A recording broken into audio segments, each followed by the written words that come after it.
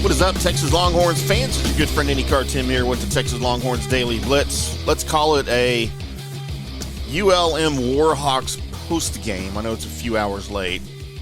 Apologies, it's the next day. But it was a long college football day yesterday, you guys. I had a lot to do. But let's get into it here on a NFL Sunday morning because a win is a win is a win. Arch Manning gets his first start for the Longhorns, and the start for Manning was not perfect, but it didn't have to be. And we didn't expect it to be. At least I didn't expect it to be at all.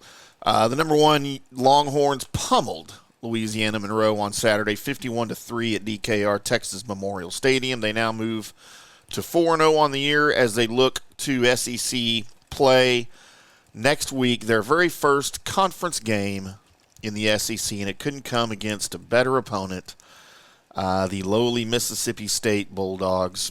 But the Longhorns held the Warhawks to -2 total yards of offense in the third quarter. They outgained them 493-111 in front of 102,000-plus fans there in Austin.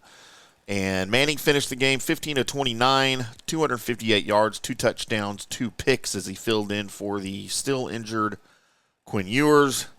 He connected with Jaden Blue on for a 3-yard score and with Ryan Wingo on a 17-yard score. Blue had a great game coming off that ankle injury that kept him out of the UTSA game last week. He had 124 yards on 25 carries, 3 touchdowns along with his touchdown catch. But Manning got the bulk of his plays kind of as we expected that he would on sort of long yardage splash plays. He had a pass to Isaiah Bond, 56 yards in the first quarter. He had a 46-yarder to Matthew Golden in the second. He completed 8 passes of at least 15 yards, including the 2 big gains of 25 and 17 to Wingo. And just the defense held as we knew they would against the Warhawks. LaFau got 6 tackles and a sack.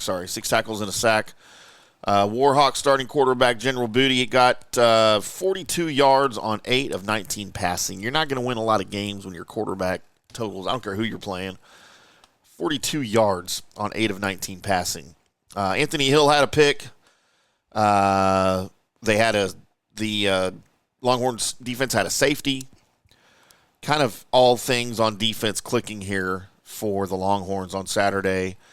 ULM's only score came on a 13-play, 58-yard drive with a 35-yard field goal by Max Larson in the second quarter. Other than that, it was lights out for the Warhawks offense. They had a chance at another field goal at the end of the first half, but it was a bad snap, which is what happens to bad teams. And, of course, the kick was blocked after the timing was disrupted there. That was the only drive of more than 17 yards for ULM the entire game. The Warhawks quarterback threw an interception on a flea flicker. That's how you know things are going really bad towards the end of the game there. I think that was with under 2 minutes to go.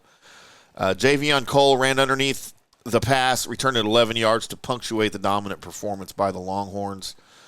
And, again, all eyes on Arch Manning on Saturday, and rightfully so. And all things right now are pointing towards Ewers being back on the field for the Longhorns' first ever SEC showdown against Mississippi State next week. But for Manning, I thought this was a vital performance for him. It was something he needed to get under his belt, his first start, his first full game with the Horns. And it was only going to come with Ewers being injured, so it worked out well for Manning and for the Longhorns. We've seen grief, got nose itches. I apologize. We've seen what Manning can do. So in the event that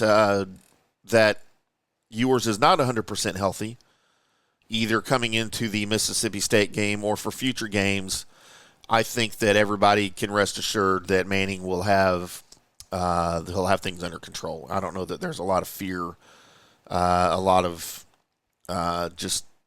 uncertainty about Manning anymore. Not that there was a ton to begin with, but, it is what it is. So we move on to Mississippi State SEC play for the Longhorns next week, and we will look forward to that. Otherwise, Arch Manning, the Longhorns, it's another win, dominant win. We'll take it, 51-3. We'll move on, and it is what it is. We'll talk more about ULM in Texas probably early this week after NFL Sunday. Then we'll get into the Mississippi State preview. Until then, boys and girls, I'm IndyCar Tim. We'll see you.